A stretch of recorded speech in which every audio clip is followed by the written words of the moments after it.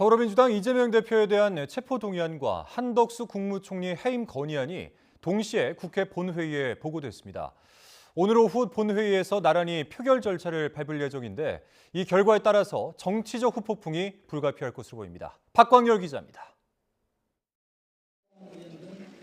미국 출장 중인 윤석열 대통령이 재가한 다음 날 민주당 이재명 대표 체포동의안이 관련법에 따라 국회 본회의에 바로 보고됐습니다.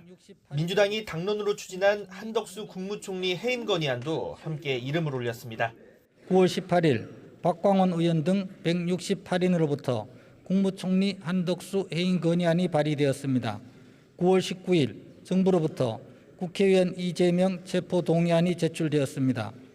보고 뒤 24시간 이후 72시간 이내에 처리해야 한다는 규정에 따라 두 안건은 오늘 오후 국회 본회의에서 나란히 표결이 진행될 것으로 보입니다. 이 과반 의석을 점한 민주당이 당 차원에서 추진하는 만큼 한 총리 해임 건의안은 국회 문턱을 넘을 가능성이 큽니다.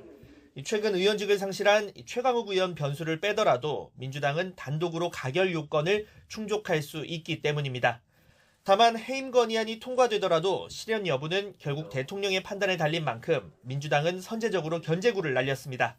국정쇄신의 일환으로 제기된 총리 해임안 건의에 대해 묻지도 따지지도 않고 거부부터 하겠다니 이것이 국회와 국민을 무시하는 것이 아니면 무엇입니까? 이재명 대표 체포동의안의 결론은 여전히 안개 속입니다. 제적의원 과반 출석과 출석의원 과반, 즉 149명 이상의 찬성이 통과 조건이지만 열쇠를 쥔 민주당 의원들의 표심을 단정하는 게 쉽지 않습니다. 병상단식을 이어가는 이 대표에 대한 동정론이 부각되고 있지만 무기명 투표라는 변수를 무시할 수 없는 겁니다. 연일 체포한 가결을 주장하는 국민의힘이 민주당을 공개적으로 압박하는 이유입니다.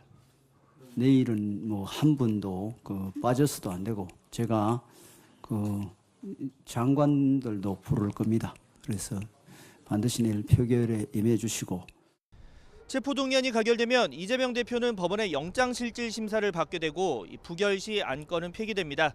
제1야당 대표와 내각 수반의 거취를 다루는 헌정사 초유의 표대결에 어떤 결론이 나오든 전국에 미치는 파장은 클 수밖에 없다는 전망이 우세합니다. YTN 박광열입니다.